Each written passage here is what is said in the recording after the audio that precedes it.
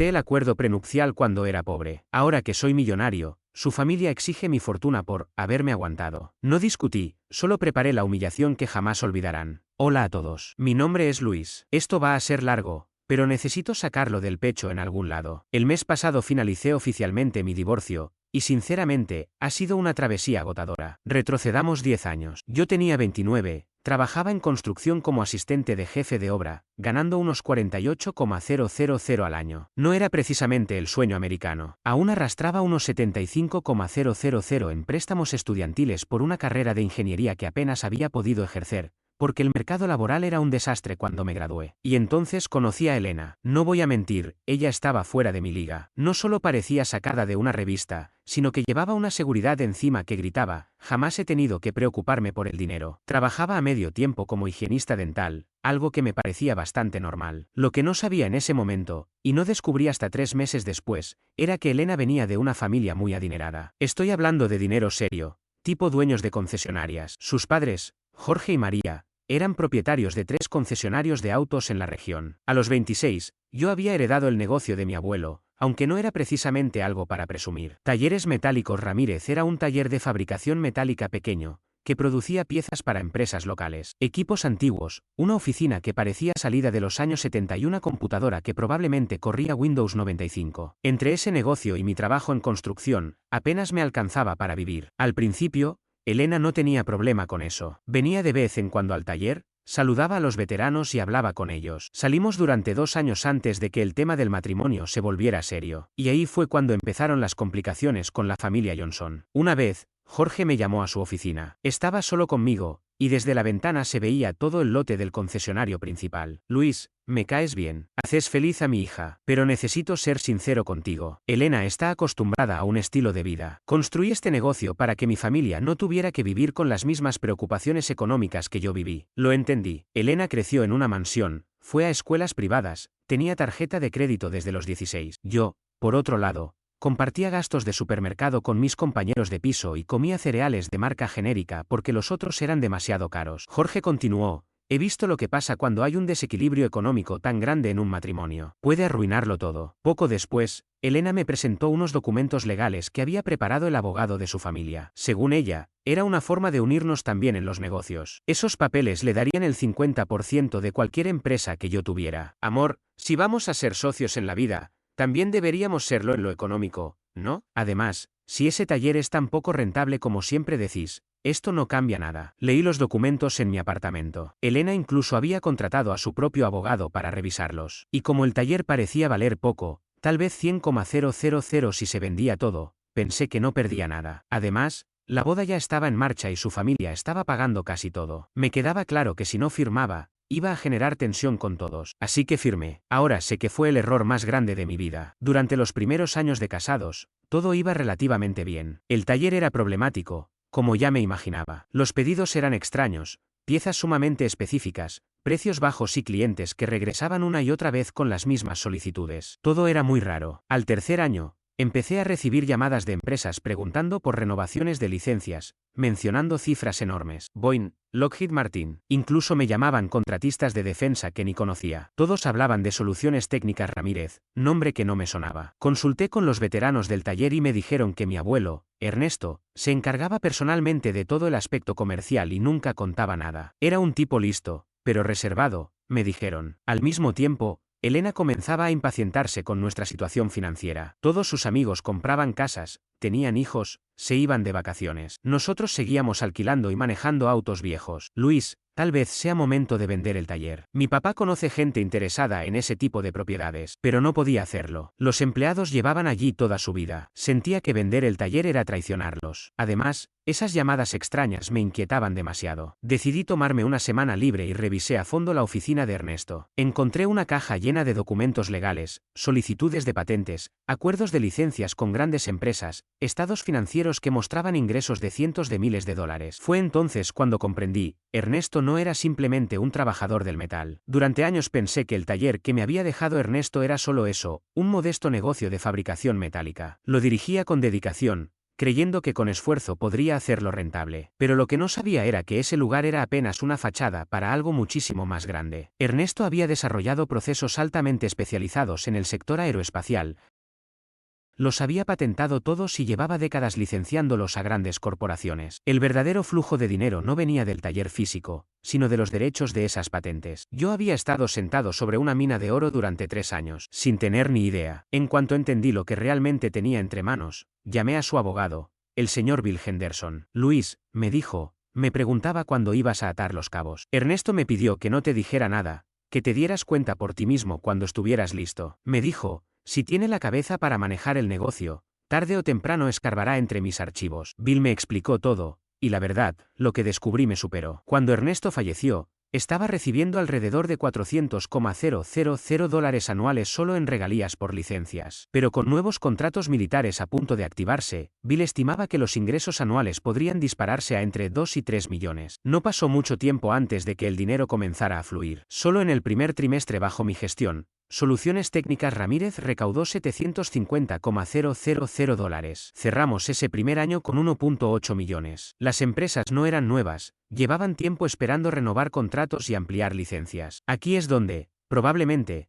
cometí mi mayor error. No fui claro con Elena respecto al origen del dinero. Le dije que el taller iba mucho mejor y que estábamos consiguiendo contratos importantes, pero evité hablarle directamente de las patentes. Parte de mí temía su reacción. ¿Abandonaría su trabajo? ¿Esperaría que empezáramos a vivir al estilo de sus padres? ¿Cambiaría la manera en que su familia me veía si sabían que ahora tenía más dinero que ellos? Pero también, para ser honesto, me gustaba tener ese éxito como algo mío. Por primera vez desde que nos casamos, tenía algo que la familia de Elena no podía criticar. Jorge comenzó a pedirme consejos de negocios. María solía soltar comentarios como, «Has transformado ese pequeño taller, ¿eh?» Y no lo voy a negar, se sentía bien tener, por fin, su respeto. Elena estaba feliz con la mejora económica, pero se notaba que sospechaba algo. Veía los extractos bancarios, notaba que estábamos gastando más de lo que podríamos justificar entre mi antiguo sueldo en la construcción y sus ingresos de higienista dental a medio tiempo. Comenzó a hacer comentarios. «Luis, no soy tonta. Ese taller no genera lo que estamos gastando. ¿Estás seguro de que todo es legal? No quiero que terminemos con problemas con Hacienda o algo peor». Debí haberle contado la verdad en ese momento, pero yo mismo seguía aprendiendo sobre licencias y propiedad intelectual. Bill Henderson era excelente, sí, pero ya estaba mayor, y yo necesitaba comprender cada detalle del negocio para manejarlo de forma independiente. Además, me preocupaba cómo reaccionaría Elena. Aunque había crecido rodeada de dinero, esto era otro nivel, riqueza para generaciones. El verdadero despegue llegó en el 6º año. Ya era, oficialmente, millonario. Pero seguía yendo a las obras, fingiendo interés en permisos de construcción y entregas de concreto. Elena, sin embargo, ya no se tragaba mis excusas. Veía los cheques, notaba las llamadas a abogados y expertos en propiedad intelectual, las reuniones a horas extrañas, y empezó a comportarse de otra manera, salía más, pasaba menos tiempo en casa, era menos abierta con sus planes, pero llegaba con bolsas de tiendas lujosas, hablando de restaurantes caros a los que sus amigas de la clínica dental claramente no podían pagar. Había algo que no encajaba. Su actitud respecto al dinero también cambió, de ser cuidadosa con cada gasto, pasó a vivir como si no hubiera límites. Ropa nueva cada semana, tratamientos de belleza costosos, y planes para redecorar la casa que acabábamos de comprar. Luis, por fin estamos bien económicamente. ¿Por qué no puedo disfrutarlo? Llevas años diciéndome que el negocio apenas sobrevive, y ahora que hay dinero, ¿quieres que sigamos viviendo como si estuviéramos en quiebra? No le faltaba razón, pero me inquietaba su forma de ver el dinero. Siempre había sido consciente, incluso cuando sus padres la ayudaban. Ahora gastaba como alguien que nunca tuvo que preguntarse de dónde salía el dinero. Y en retrospectiva, creo que fue entonces cuando empezó a resentirme por mantenerla al margen del negocio. Ella sabía que los ingresos eran grandes, pero no tenía participación en cómo se tomaban las decisiones. En lugar de enfrentar eso directamente, buscó otras formas de sentirse importante. Fue cuando empezó a asistir a seminarios financieros e invertir en supuestos grupos exclusivos con sus nuevas amigas, gente que yo nunca había visto, y eventos a los que jamás me invitaba. Abandonó su trabajo en la clínica dental y empezó a vivir como ama de casa. Al principio parecía feliz, sin madrugones, sin pacientes molestos. Su rutina era gimnasio por la mañana, almuerzos con amigas, tardes de compras y cenas sofisticadas. Por un momento, creí que al fin vivíamos la vida que siempre había deseado. Y entonces apareció Dean. Según ella, lo conoció en la boda de una prima. Dean trabajaba en una firma de inversiones del centro, conducía un BMW y siempre iba vestido con trajes carísimos. Después de ese día, Elena no dejaba de hablar de él, de sus consejos financieros, de sus ideas para invertir en bienes raíces comerciales, de cómo deberíamos crear una sociedad para optimizar impuestos. A mí me molestaba mucho. ¿Quién era ese tipo y por qué hablaba de mis finanzas con mi esposa? Cuando lo mencionaba, y yo le preguntaba por qué hablaba tanto de él, me respondía como si fuera el celoso de turno. Es solo un amigo que entiende de inversiones, Luis. Tú mismo has dicho que no te interesa esa parte. Dean me está ayudando a entenderlo mejor para poder aportar a nuestras decisiones. Pero la verdad es que no necesitaba su ayuda. Bill Henderson ya me había puesto en contacto con un equipo completo de asesores, contadores expertos en licencias, planificadores financieros especializados en ingresos por patentes, abogados fiscales que conocían la estructura legal que Ernesto había construido. Pero como seguía ocultando el alcance real del negocio, Elena no tenía idea de nada de eso. Mes a mes, Elena pasaba más tiempo involucrada en temas de inversiones y menos en casa. Asistía a cenas de networking que, curiosamente, siempre incluían a un tal Dean. Su forma de vestir también cambió, más profesional, más costosa, como si intentara encajar en un nuevo círculo social al que yo evidentemente no pertenecía. Yo también trabajaba más horas, así que al principio no le di demasiada importancia a su nueva rutina. Pero su comportamiento empezó a tornarse cada vez más extraño. Elena se volvió extremadamente reservada con su teléfono, salía del cuarto para responder llamadas, y hacía planes sin siquiera mencionármelos. Si preguntaba a dónde iba, se mostraba sorprendida, como si ya me lo hubiera contado. Te hablé de la reunión del club de inversión ayer en la cena, pero tú nunca escuchas lo que digo, me reclamó una noche. Pero yo sabía que no lo había mencionado. Ese día yo debía haber estado en casa para cenar con ella, pero terminé comiendo pizza recalentada solo. El punto de quiebre llegó en el 8º año de matrimonio. Elena propuso organizar una cena en nuestra casa para su grupo de inversión. Nada muy elaborado, entre 15 y 20 personas. Supuestamente era la ocasión perfecta para que yo conociera a todos sus colegas y compartiera mi experiencia como emprendedor. Dean les ha contado a todos sobre tu éxito con el taller de metal, me dijo. Están muy interesados en escuchar tu historia y aprender de ti. Eso me incomodó enormemente. No podía sentarme frente a desconocidos a hablar sobre patentes aeroespaciales y contratos con el sector militar. Muchos de esos acuerdos eran confidenciales y todo el negocio se sostenía sobre la discreción. Elena, no quiero hablar de esos temas con tus amigos. El taller es técnico y aburrido, le respondí. Luis, estas personas son empresarios exitosos. Entienden de detalles técnicos y negocios complejos. Dean piensa que estás siendo demasiado modesto, y eso perjudica tus oportunidades de hacer conexiones. Otra vez Dean. Dean pensaba esto, Dean opinaba aquello. Me estaba hartando de que ese tipo tuviera tanta influencia en nuestra vida. La cena fue una pesadilla. Pasé toda la noche dando respuestas vagas, intentando cambiar de tema cada vez que alguien sacaba a relucir mi trabajo. Dean fue exactamente lo que imaginaba, excesivamente confiado, demasiado cómodo con Elena,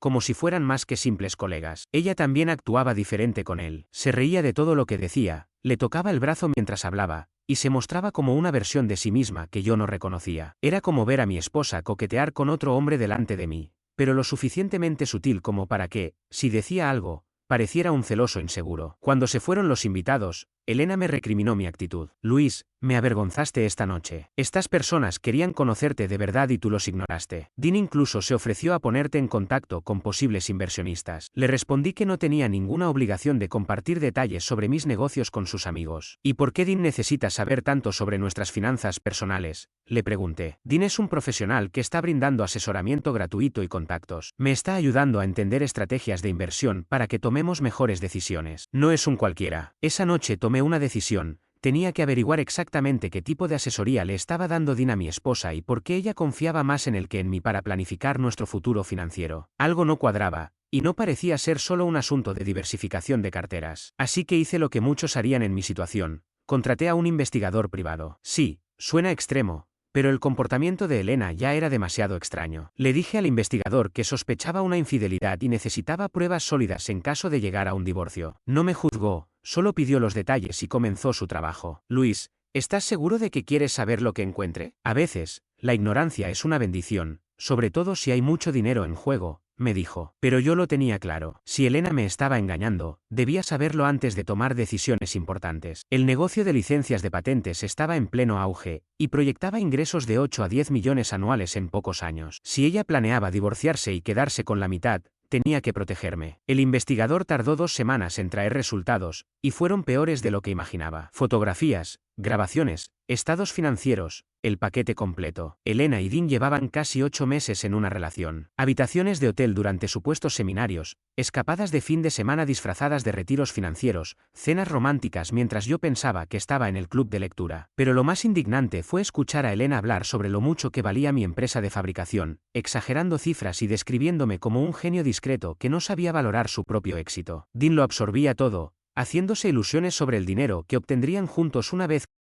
que Elena se divorciara de su marido de clase trabajadora. En una de las grabaciones, Elena decía: los papeles de sociedad solo cubren sus bienes originales, pero todo lo que construyó durante el matrimonio me corresponde por ley. Estamos hablando de millones, Dean. Con eso podríamos jubilarnos jóvenes y recorrer el mundo. La ironía era exquisita. Dean tampoco era quien decía ser. El investigador descubrió que apenas era un vendedor intermedio en una firma regional en problemas. Su BMW era alquilado, los trajes caros probablemente comprados a crédito, y compartía un departamento con un compañero de piso. Dean proyectaba una imagen de éxito igual de falsa que la de Elena. Ambos estaban apostando a un futuro financiado por un dinero que pensaban sacar de mí. Pasé 2 semanas elaborando mi siguiente paso. Quise enfrentar a Elena de inmediato, pero el investigador me aconsejó ser estratégico. Confirmamos que las supuestas participaciones del 50% de Elena solo aplicaban a Talleres Metálicos Ramírez, el taller físico. Pero Soluciones Técnicas Ramírez, la empresa que poseía las patentes y los acuerdos de licencias, era otra entidad distinta. Los documentos firmados por Elena años atrás solo le daban acceso a las instalaciones, la maquinaria y los contratos de producción. No tenía ningún derecho legal sobre la propiedad intelectual, que era la verdadera fuente de ingresos. Fue entonces cuando comprendí lo perfecto que sería todo. Elena planeaba dejarme pensando que se quedaría con millones, pero al final solo se quedaría con un taller que apenas generaba 800.000 al año, con maquinaria vieja y un edificio que requería reparaciones. En caso de liquidarlo, su valor total no superaba los 200.000. Mientras tanto, Soluciones Técnicas Ramírez generaba más de 4 millones anuales y no dejaba de crecer. Y Elena no tenía ningún derecho sobre eso. Decidí esperar a que ella hiciera el primer movimiento. El investigador siguió vigilando su aventura mientras yo aseguraba todos los documentos legales y protegía cada activo. Si Elena quería el divorcio, iba a recibir exactamente lo que había firmado, la mitad de prácticamente nada. Finalmente, Elena me pidió que nos sentáramos a conversar. Dijo que necesitábamos tener una charla seria sobre nuestro futuro. Luis, creo que debemos hablar con honestidad sobre lo que está pasando entre nosotros. Con el tiempo, nos hemos distanciado. Tenemos aspiraciones distintas y, sinceramente, ya no creo que estemos haciéndonos bien el uno al otro. La dejé hablar. Su discurso fue completamente racional, bien elaborado. Me habló de cómo las personas cambian, de cómo algunas relaciones simplemente cumplen un ciclo, y de lo apresurado que fue nuestro matrimonio, tan jóvenes como éramos. Luego, soltó la propuesta que ya venía anticipando. He estado pensando en que podríamos probar una separación temporal. Tomarnos un tiempo para reflexionar sobre lo que realmente queremos en la vida. ¿Estás hablando de divorciarnos?, le pregunté. Estoy diciendo que necesito espacio para pensar. Pero siendo sincera, sí. Creo que lo más saludable para los dos podría ser separarnos de manera definitiva. Y entonces llegó el verdadero motivo de la charla. El punto que estaba esperando. Luis, sé que esto no es fácil, pero también tenemos que hablar sobre el aspecto financiero, especialmente el negocio. Sé que has logrado que el taller de metalurgia sea muy exitoso, y quiero que manejemos la división de bienes con justicia. ¿A qué te refieres exactamente con justicia? A que firmamos documentos hace años que me reconocen como socia del 50%. Creo que lo correcto sería respetar ese acuerdo y dividirlo todo en partes iguales. Me mostré confundido, como si no entendiera bien a qué se refería, y le pedí que me explicara su propuesta. Elena expuso su plan con claridad: vender el taller, repartir las ganancias, y dividir todos los demás bienes conforme a las leyes de propiedad conyugal del Estado. Estimaba que el valor total de todo lo que teníamos ascendía a varios millones y estaba segura de que aceptaría sus condiciones para evitar una batalla legal prolongada. Elena, los papeles que mencionas te dan el 50% de Talleres Metálicos Ramírez, es decir, el taller de fabricación. ¿Estás completamente segura de que eso es lo que deseas? Luis, no empieces con juegos. Sé perfectamente que el taller está generando millones. Dean me ayudó a investigar el sector de manufactura aeroespacial, y empresas como la tuya valen mucho más de lo que tú admites. Ahí lo dijo. Había discutido asuntos privados del negocio con Dean, investigado mis operaciones a mis espaldas, y aún así no tenía ni la menor idea de que parte del negocio realmente producía dinero. Está bien, Elena, si eso es lo que quieres,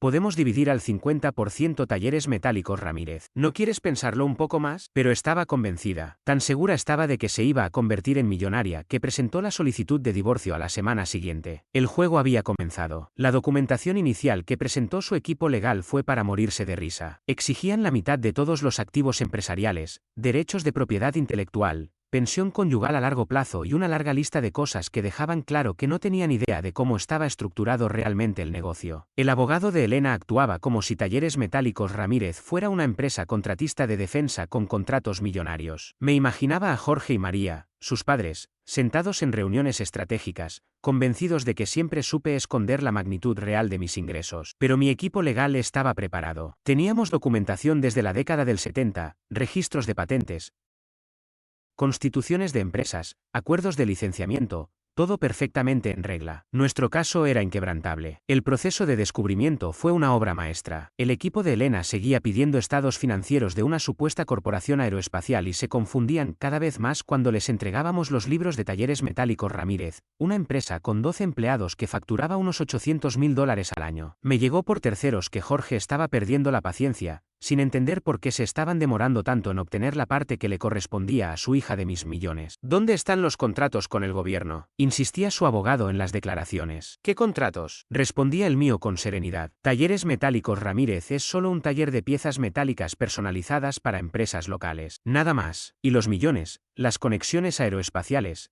las licencias. Eso pertenece a otra empresa completamente distinta. Tardaron casi 3 meses en descubrir que Soluciones Técnicas Ramírez existía como una entidad separada. Cuando por fin solicitaron acceso a esos registros, mi abogado activó la bomba. Soluciones Técnicas Ramírez SRL es una empresa totalmente independiente, heredada exclusivamente por el señor Luis. La señora Elena no tiene participación alguna en esa entidad ni derecho sobre sus activos o flujos de ingreso. Recuerdo perfectamente la expresión de Elena cuando esta información salió a la luz durante la declaración judicial. Su abogado hojeaba nerviosamente los papeles de sociedad que ella misma había firmado años atrás, dándose cuenta finalmente de que el 50% de participación se aplicaba únicamente al pequeño taller de fabricación, no al verdadero núcleo del capital. Jorge y María estaban sentados al fondo de la sala. Vi cómo el rostro de Jorge se puso pálido en cuanto comprendió lo que había pasado. ¿Y las patentes? ¿Y los ingresos por licencias? ¿Y el dinero del sector aeroespacial? Todo eso está bajo Soluciones Técnicas Ramírez, respondió nuestro equipo. Una empresa distinta, con otra estructura, otros registros, otra cuenta bancaria. Absolutamente todo separado. Elena perdió por completo el control. Comenzó a gritar, acusándome de ocultar activos, de fraude, de haber engañado a su familia sobre la magnitud del negocio. Jorge también se levantó, furioso, diciendo que los había engañado deliberadamente. María, indignada, probablemente ya haciendo cálculos del dinero desperdiciado en abogados para terminar reclamando la mitad de algo que valía poco. Su abogado intentó desesperadamente convencer al juez de que ambas compañías eran una misma y debían tratarse como una sola para efectos del divorcio. Pero la familia Johnson había apostado todo a una estrategia sin futuro, convencida de que su bufete costoso podría hacer magia con leyes que no entienden de emociones. Mi equipo legal desarmó cada uno de sus argumentos. Teníamos décadas de evidencia legal y contable que demostraba que Talleres Metálicos Ramírez y Soluciones Técnicas Ramírez siempre fueron empresas separadas, distintos propósitos, distintos contribuyentes, distintos bancos, distinta administración. El taller hacía piezas metálicas. La otra empresa generaba las verdaderas ganancias. La compañía de patentes se encargaba exclusivamente de licenciar propiedad intelectual. Era una operación totalmente distinta al taller de fabricación, aunque ambas habían sido fundadas por la misma persona. El abogado de Elena intentó todo lo que se le ocurrió para conseguirle una porción mayor del patrimonio. Alegó que yo tenía la obligación fiduciaria de informarle a mi esposa sobre los ingresos provenientes de las licencias durante nuestro matrimonio. Insinuó que mantener separados los negocios era una estrategia para quitarle lo que le correspondía. Incluso intentó sostener que, dado que parte del trabajo del taller respaldaba las patentes, ambos negocios debían considerarse una única entidad. Nada de eso prosperó. En las audiencias finales, el juez fue tajante. Señaló que la señora Elena firmó un acuerdo legal de sociedad en el que se le otorgaba el 50% de participación en Talleres Metálicos Ramírez, y que dicho acuerdo sería respetado en su totalidad. Pero Soluciones Técnicas Ramírez era una entidad distinta, con una estructura de propiedad completamente separada, y sobre esa Elena no tenía ningún derecho legal. El abogado hizo un último intento desesperado, exigiendo una pensión conyugal elevada basada en mis ingresos de Soluciones Técnicas Ramírez. Pero eso también fue rechazado, ya que el contrato de sociedad que Elena había firmado incluía una cláusula que limitaba específicamente cualquier tipo de pensión a una suma mínima por un periodo corto. Al final, Elena recibió exactamente lo que había aceptado legalmente, la mitad de Talleres Metálicos Ramírez, un pequeño taller con maquinaria anticuada, cuyo valor total no superaba los $200,000 si se liquidaba todo, incluyendo el edificio. También se llevó algunos muebles, sus pertenencias personales y aproximadamente 1 año y medio de pensión simbólica que apenas cubría la cuota mensual de su coche. Lo que no consiguió fue participación alguna en Soluciones Técnicas Ramírez, que ya estaba generando cerca de 6 millones anuales solo en licencias de patentes. No obtuvo acceso a las cuentas de inversión que construí gracias a esos ingresos, ni un centavo de la casa donde vivíamos, que había comprado íntegramente con las ganancias de las licencias. Tampoco logró una pensión prolongada ni un respaldo económico a futuro. Elena quedó devastada. Vi cómo los rostros de Jorge y María pasaban en cuestión de segundos de la seguridad arrogante a la incredulidad y luego al enojo. Estaban convencidos de que su hija iba a salir de ahí con una fortuna. En cambio, se retiraba con la mitad de un negocio obsoleto y un inmueble necesitado de mantenimiento. Jorge se levantó alterado y empezó a discutir con el juez, insistiendo en que debía haber algún error. Señoría, esto no puede ser correcto. Ese negocio genera millones, dijo. El juez tuvo que advertirle que lo acusaría de desacato si no se sentaba y guardaba silencio. María parecía a punto de desmayarse. Murmuraba furiosa al abogado de su hija, probablemente preguntándole cómo habían pasado por alto un detalle tan básico sobre la estructura legal de las empresas. Se le notaba haciendo cálculos mentales, todos los gastos en abogados, el tiempo invertido, las esperanzas depositadas, todo para nada. Había dejado su trabajo como higienista dental años atrás y no tenía una carrera en la que apoyarse. Dean, por su parte, desapareció tan rápido como una sombra cuando supo que Elena no iba a recibir ningún botín. Resultó que él solo estaba interesado en el dinero que creía que ella iba a obtener, del mismo modo en que ella había estado interesada en el mío. El golpe final vino cuando Elena intentó vender su 50% del taller para obtener algo de dinero. Nadie quiso comprar la mitad de un negocio pequeño con maquinaria vieja y pocos empleados. Se quedó atrapada con un activo que no podía convertir en efectivo ni operar por sí sola. Terminó regresando a su antigua habitación en casa de sus padres. Jorge y María seguían a su lado, pero era evidente que estaban molestos por la cantidad de dinero que habían desperdiciado en un juicio que no les dejó nada. Toda la familia había estado convencida de que iban a derrotarme legalmente y asegurarle a Elena una vida cómoda. En vez de eso, gastaron cerca de $200,000 en abogados para que su hija terminara con la mitad de unas máquinas oxidadas. Jorge me llamó semanas después de que todo quedara resuelto. Se notaba avergonzado, aunque no llegó a pedir disculpas directamente. Más bien parecía desilusionado por haber malinterpretado todo tan gravemente. Luis, te soy sincero. Pensamos que estabas ocultando dinero para perjudicar a Elena. Resulta que simplemente no entendimos cómo tu abuelo había organizado las cosas, dijo. María, en cambio, estaba claramente resentida. Ella había sido quien animó a Elena a luchar por lo suyo y a seguir una estrategia legal agresiva. Descubrir que su hija había estado persiguiendo un espejismo durante meses, y que encima ellos estaban pagando la cuenta, fue una gran humillación. La reputación de la familia en su entorno también quedó golpeada. Todo el mundo sabía que habían apoyado el divorcio con la esperanza de que Elena se fuera con millones. Cuando se supo que terminó sin nada significativo, la imagen de la familia quedó por los suelos. Jorge me comentó que algunos de sus amigos del club de campo comenzaron a cuestionar públicamente su criterio para los negocios. Elena pasó de vivir como la esposa de un empresario exitoso a dormir en una cama individual en casa de sus padres, mientras ellos se enfrentaban al desastre que había dejado su intento fallido de enriquecerse. Mientras tanto, yo conservé todo lo que había construido. Soluciones Técnicas Ramírez siguió creciendo, firmando contratos de licencia con compañías de tecnología militar y aviación comercial de última generación. Tenía más dinero del que sabía cómo gastar, y todo estaba legalmente blindado ante cualquier intento futuro de reclamo por parte de Elena. Unos 6 meses después del divorcio, Dean trató de contactarme. Había descubierto que el dinero verdadero estaba de mi lado y quería proponer supuestas oportunidades de inversión. Le pedí a mi abogado que le enviara una carta formal ordenándole que no volviera a acercarse. Elena me ha escrito algunas veces en el último año, generalmente para pedirme ayuda con gastos como reparaciones del coche o cuestiones médicas. Hasta donde sé, trabaja medio tiempo en otra clínica dental y sigue viviendo con sus padres, a los 37 años. Dean, por su parte, se mudó a Phoenix por un nuevo trabajo en ventas y nunca volvió a saber de ella. Todo este proceso me enseñó más de lo que creí posible sobre el dinero, las relaciones y la naturaleza humana. La familia de Elena siempre había estado obsesionada con proteger su patrimonio de personas interesadas, pero jamás imaginaron que su propia hija tenía esa misma mentalidad. Elena vio en mí una oportunidad de obtener riqueza fácil, y estuvo dispuesta a destruir nuestro matrimonio por ello. La ironía más perfecta es que fue precisamente su codicia lo que me salvó. Si hubiera sido honesta y leal, es muy probable que le hubiese compartido todo con el tiempo. Pero como eligió emboscarme legalmente, terminó atrapándose a sí misma, de la forma más desastrosa posible.